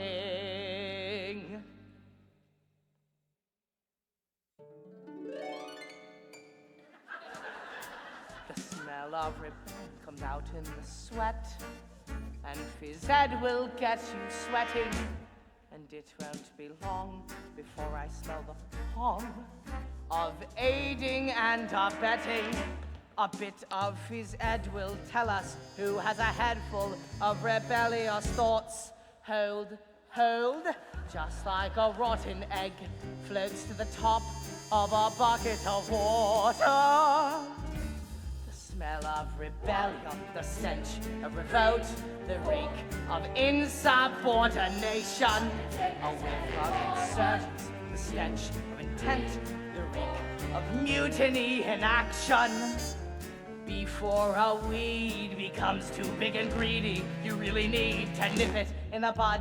Position 2, before the worm starts to turn, you must scrape off the dirt and rip it from the mud. A whiff of insurgence, the stench of intent, the reek of prepubescent protest, the pong of defiance, the odor of a coup, the waft of anarchy in progress. Once we've exorcised these demons, they should be too pooped for scheming. Some double time discipline should stop the rot from setting in. All right, let's step it up. Double time. Discipline for children who aren't listening, for fiddlers who are fidgeting or whispering. In history, they're chattering and chittering, they're nattering and twittering. It's tempered with a smattering of discipline. We must begin insisting on rigidity and discipline for systemly resisting this anarchistic mischieving. These minutes you are frittering on pandying and pitying. Little uns like this, they just want discipline. The sippering and prickering, the tricking, the spittling, the miscellaneous tissue. It's an issue we can fix, there is no mystery to mastering the art of classroom mistressing. Discipline! The smell of rebellion, the stench of revolt, the reek of prepubescent plotting, a whiff of resistance, the pong of dissent, the funk of muddled fiber rotting.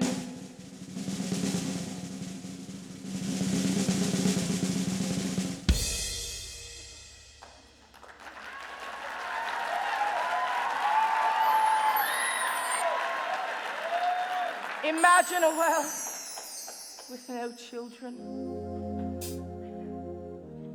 Oh. Close your eyes and just dream. Imagine, come on, try it. The peace and the quiet, a burbling stream. Oh. Imagine a woods with a cottage. And inside that cottage we find a man called Zeke, carnival freak, who can fold paper hats with his mind. And he says, don't let them steal your horses.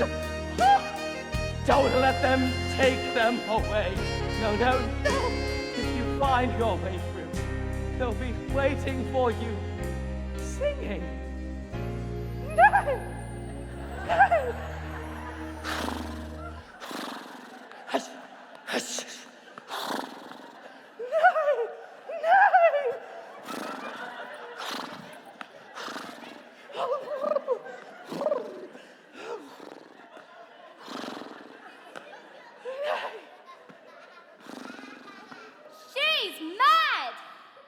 Aha! And there, just like I said, the stinking maggot rears his head. Even the scrittiest, piteous mess can harbor seeds of stickiness. Have you ever seen anything more repellent? Have you ever smelled anything worse than that smell of rebellion? The stench of revolt, the reek of insubordination, a whip of resistance, the palm of resistance. And I will not stop till you are sworn to this rebellion is caused to glorious sweaty discipline has washed the sickening stench.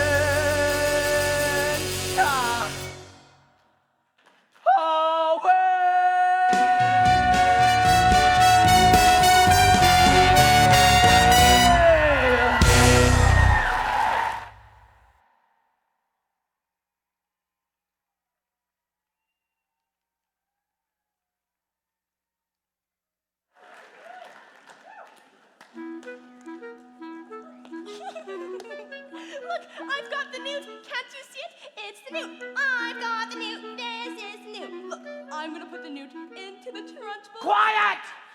I don't think this is teaching at all. I think it's just cruelty. That is because you, Miss Honey, are pathetic. You are wet. You are weak. You are, in fact, a sniveling little newt.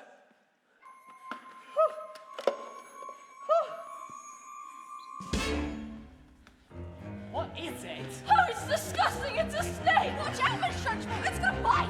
I bet it's poisonous. Quiet, children, please. You! What? No, not me. I did it. Cockroach! You are nothing more than a repulsive little malicious sinner! Ah, no, stop. Stop, maggot. We're just getting started. No, Miss Trunchbull, please, you'll pull her ears off. Oh, Miss Honey, I have discovered through many years of experimentation that the ears of young girls do not come off. They stretch. In fact, I can feel these ones stretching. Now. No, Miss Trunchbull, no! Stop! Leave her alone, you big fat bully!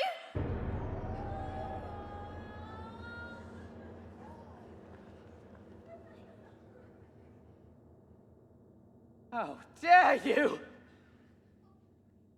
You are not fit to be in this school. You ought to be in prison. Deepest, dankest, dustiest prison. I shall have you strapped to a trolley, wheeled out with a muzzle over your mouth. I shall dissect you, madam. Have you ever wondered, well I have, about how when I say red, for example, there's no way of knowing if red means the same thing in your head as red means in my head when someone says red, and how if we are traveling at almost the speed of light, but we are holding a light, that light would still travel away from us at the full speed of light, which seems right in a way. What I'm trying to say, I'm not sure, but I wonder if inside my head I'm not just a bit different from some of my friends. These answers that come into my mind unbidden, these stories delivered to me fully written.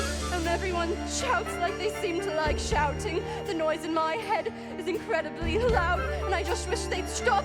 My dad and my mum and the telly and the stories would stop for just once. I'm sorry, I'm not quite explaining it right, but this noise becomes anger, and the anger is light, and this burning inside me would usually fade, but it isn't today. And the heat and the shouting, and my heart is pounding, and my eyes are burning, and suddenly everything.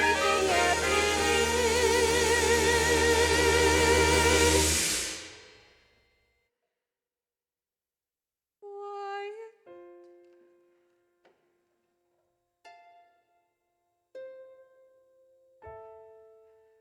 Like silence, but not really silent.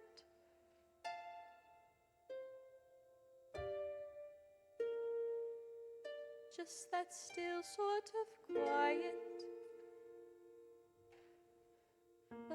Like the sound of a page being turned in a book, or a pause in a walk in the woods.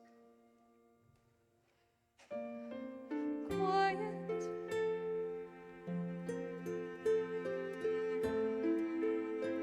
Like silence, but not really silent.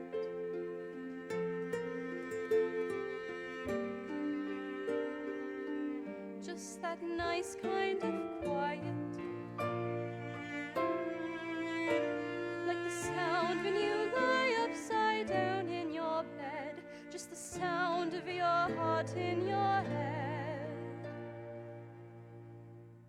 And though the people around me, their mouths are still moving, the words they are forming cannot reach me anymore.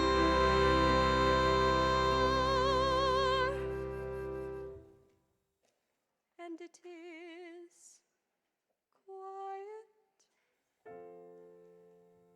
and I am warm, like I've sailed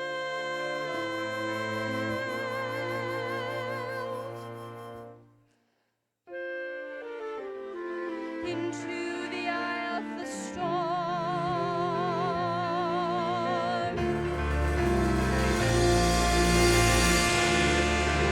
Go on. Tip. Tip over.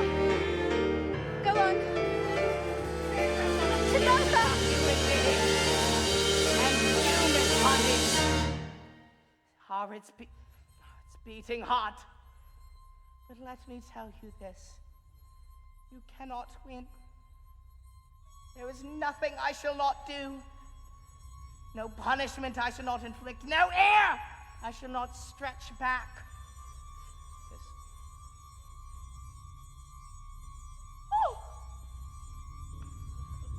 Oh, what is it? Oh, it's heading north. I've got a newt in my knickers. I've got a newt in my knickers. Out of the way! Get it off me, somebody! Well, that was interesting. I think we'd all better go home while we still can. Matilda? Watch, please.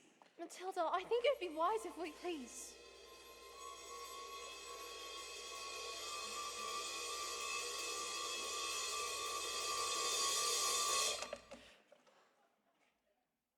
I moved it with my eyes.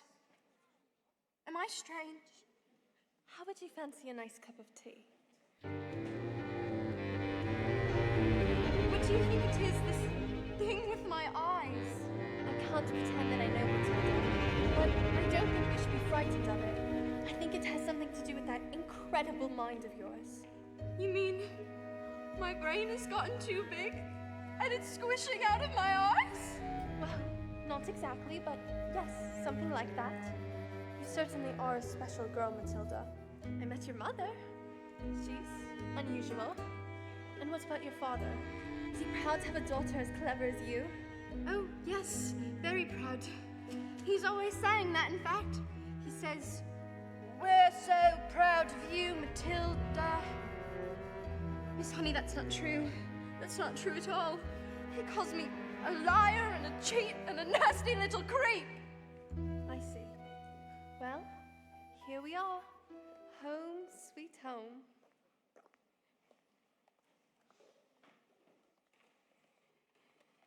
Miss Honey, are you poor? Well, yes I am, very. But I thought they paid teachers very much. Well, they don't actually, but I'm even poorer than most because of other reasons.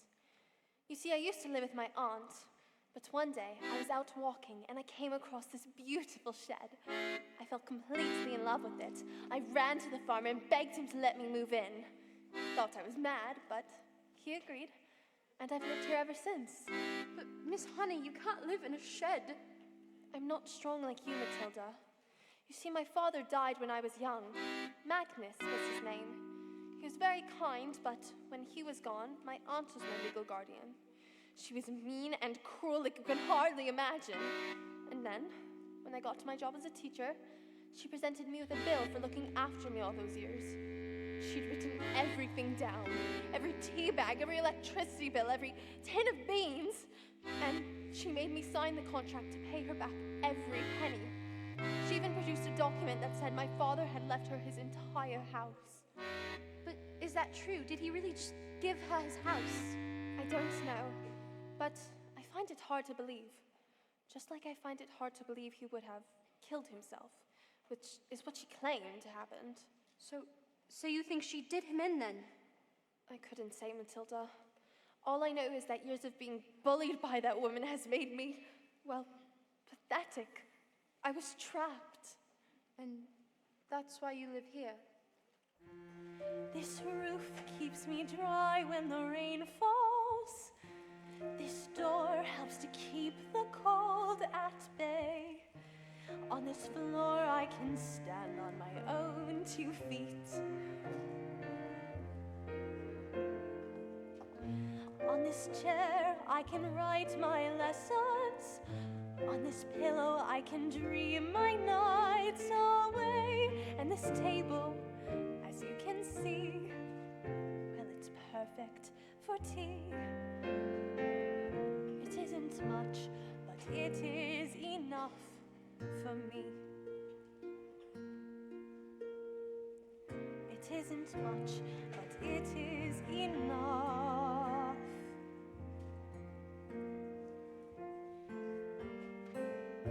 On these walls I hang wonderful pictures. Through this window I can watch the seasons change. By this lamp I can read, and I am set free. And when it's cold outside, I feel no fear. Even in the winter storm, I am warmed by this small but stubborn fire. And there is nowhere I would rather be. It isn't much, but it is enough for me. For this is my house, this is my house. It isn't much, but it is enough for me. This is my house, this is my house. It isn't much, but it is enough. And when it's cold and bleak, I feel no fear.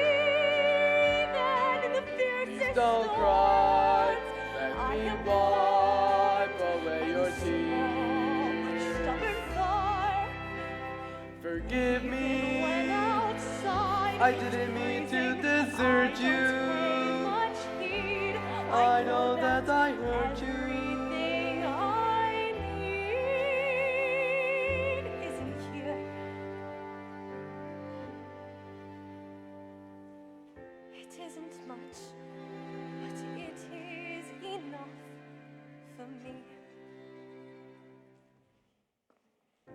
it isn't much, but it is enough for me.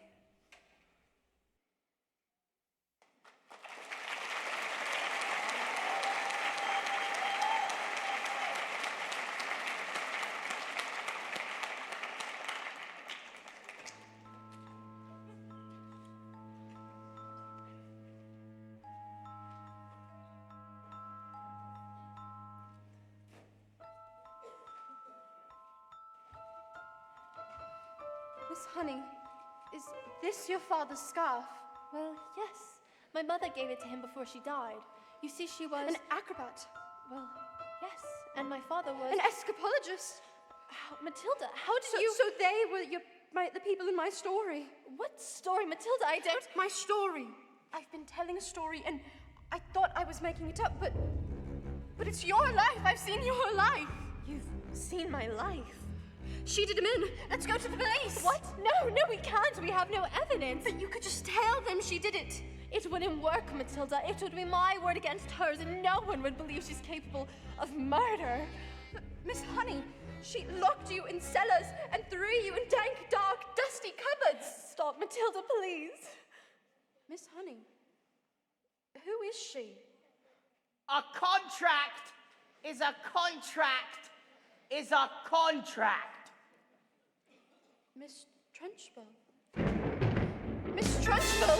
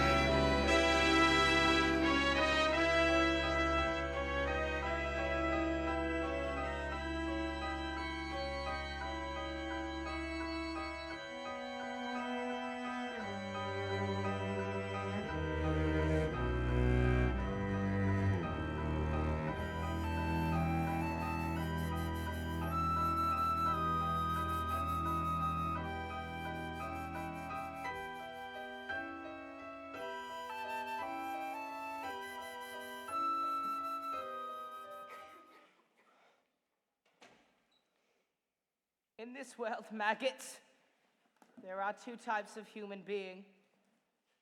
Winners and losers.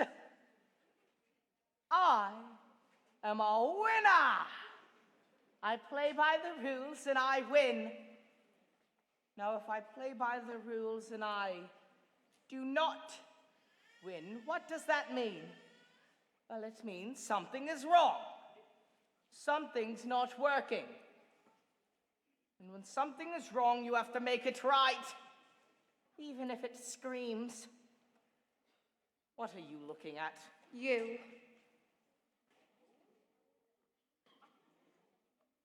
Oh, Jenny, this class is going to have a very special spelling test. Any child who gets one single answer wrong shall go to choking. You. Spell now, let's see. Spell newt. Newt. N-E-W-T. Newt. What? Miss Honey taught us. She's very good at teaching. Nonsense. Miss Honey is too nice and pathetic to be good at anything. Any moron could tell you that. You. Stand up, turn around. Spell the one thing you all are. Revolting.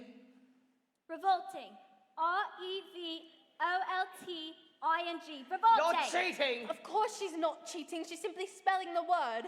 But these are squibs. They couldn't possibly know spelling. I taught them, that's all, with love and kindness and patience and respect. How dare you bring those words into my classroom, woman?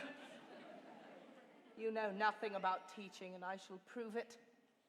You, filthbog, snot-nose. Spell Oncosplenectomy, omspenunskenosis. What? But that's not a word. You just made it up. Spell or go to Choky. I should warn you, it has silent letters. A-M-C-H-E-L-L-A. Oh dearie. K! No, it was a silent Z. What? You're going to Choky. No, please, no, don't take me to Cat. Choke. C-A-F. Cat. I spelt the word wrong, miss. You're going to have to send me to Choky too. Dog. D-Y-T. Dog. And me. Table. X-A-B-F-Y. And me. What is this? Stop this. You can't put us all in Choky. Banana! G-A-B-C-O! Miss Honey, what are they doing? Please stop. Maggots. N-L-F-T-W. Stop those. U-T-L-L-O-O-O. Just stop it now. This is just... Naughty. P-F-X-W-T-Y-S. This is... Big, fat, burly. Q-R-S-T-4.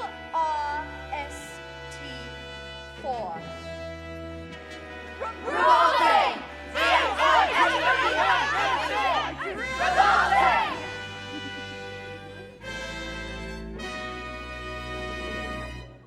Oh, no. Oh, no, you can't put us all in Choky, miss. There's no way you can put all of us in Choky. Come now, maggots! You think I haven't thought of that? I've been busy. Oh, look at them. A whole array of Chokies. I've built one for each and every one of you. And that will now conclude our spelling test, and I can tell you that each and every one of you has failed. You see, in this world, maggots, there are two types of human being. Winners and losers. The chalk. Look, the chalk, it's moving. It's writing something. Look, it's moving. It's writing something. What? The devil? No one's doing anything. Who? Agatha. Agatha. This is Magnus. No. Give my Jenny back her house. No, this can't be Miss Honey. What are you doing? Then leave, No, it can't be. It can't be Magnus. or I will get you like you got me. Run! Run! Run! Run! Magnus! It can't be Magnus! Magnus!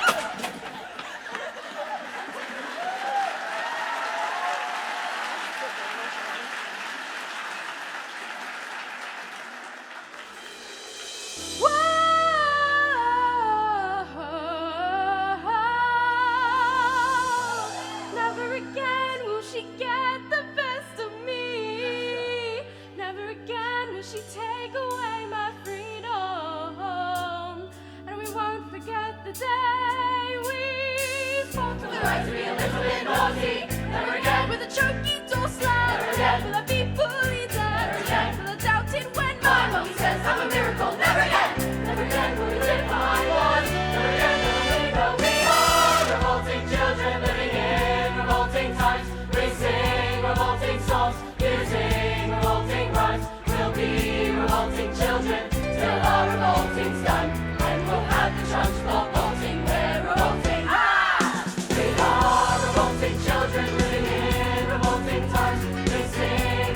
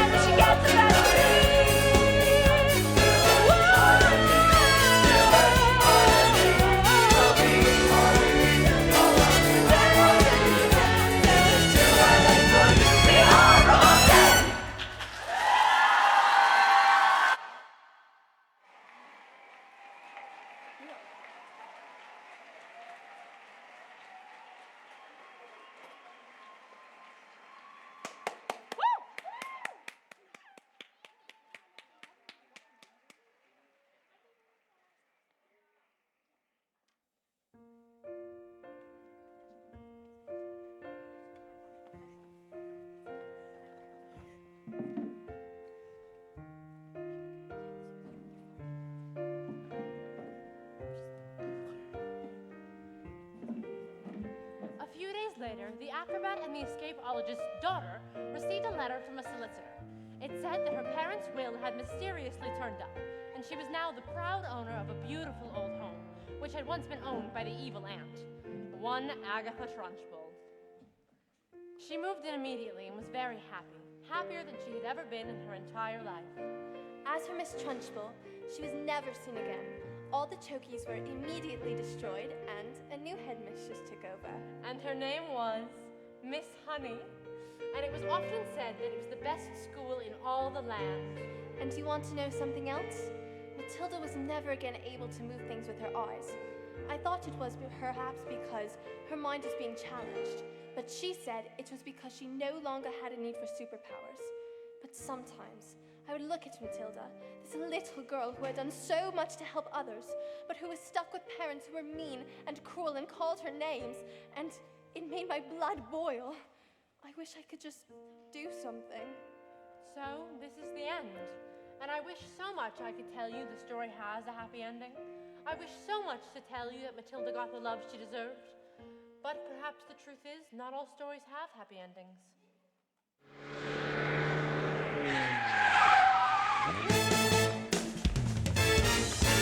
When you're gulping, we're going to Spain.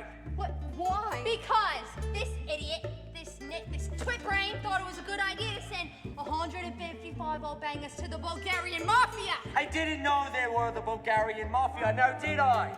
Come on, we're leaving and we're never coming back again. Let Matilda stay here with me.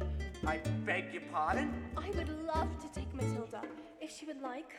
I would treat her with love and kindness and patience and respect, and I'd pay for everything. So, you telling me you want us to leave our daughter here with you? What did you just call me? They'll be here any minute. Let's go.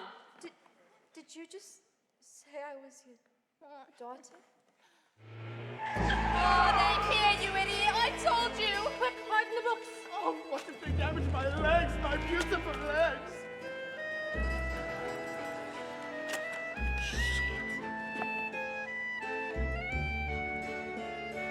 You are the woman's daughter? Yes. Where is your father? I don't know. The wormwood is a stupid man. And being stupid, he assumed I was stupid too. Which is a very, very stupid and rude thing to do. Yes, well, I'm afraid my father is quite rude and... You know this? At least there's one clever one in the family. What is your name, little girl? Matilda. I like you, Matilda. You seem smart. Sadly, in my line of work, I don't often get to meet smart people like you. Most of the people I deal with, their thinking is all backwards. Backwards? Hi! Itiadori pakviva sova bastapla, destresnante vit. Koliko to praviška, porque no sto pravišnoka. Ti govoriš bolgarski? I porko to botabre, ki ste no skanasti skotobre. Matilda, who taught you how to speak Bulgarian? Well, I taught myself, I guess. I wanted to read the great Bulgarian author, Ivan Vesov, in his native language. Mwah, mwah. I am Sergei. It is truly an honor to meet you, Matilda Wormwood. Matilda, your father has been stupid and rude to both of us, yes? I can very easily have one of my friends teach him some manners. And one day, when he leaves the hospital, he will still be stupid, but not so rude, I think. I give this as a gift to you. What do you say? Mr. Sergei, as tempting as an offer that is, he is my father, and I am his daughter. I think I've had enough of revenge.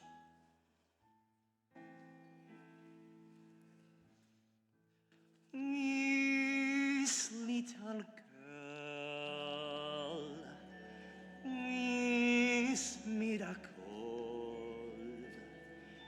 Matilda. Да? Не! Какво правиш? Помисли си, че красота. Зато запомниш, че той каза да. Matilda, kaza Matilda, kako vistava nis manchita. Sažaljovom, Sefia. Sažaljovom. Your father is very, very stupid. But he is also very, very, very, very lucky to have you as his daughter. Also, if I happen to be doing business here again, he will not be so lucky.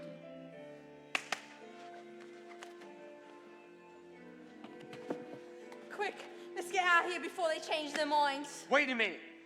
Are you sure you want to stay here? Yes, please. And you sure you want to take care of her? I do. Well, we're fresh out of room, so yes. Thank you.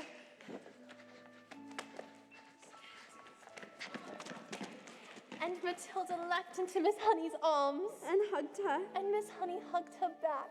And they hardly noticed as the wormwoods... And Rodolfo! Oh.